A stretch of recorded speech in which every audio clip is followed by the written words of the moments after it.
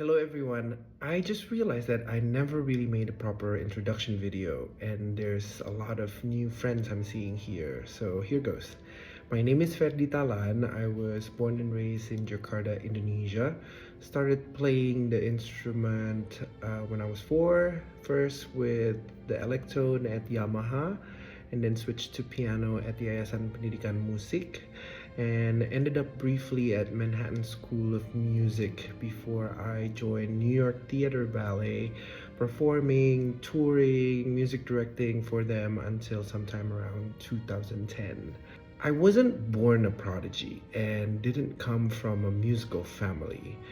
And so my journey with the instrument has been kind of haphazard and by trial and error.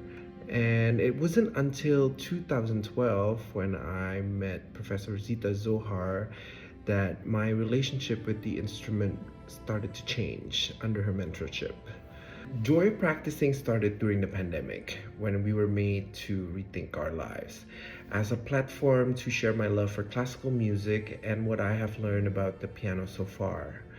We're living in strange times, and I do truly believe that pursuing mastery can help you find yourself, connect with the source within you, and eventually improve your lives and relationship with others. And it is attainable.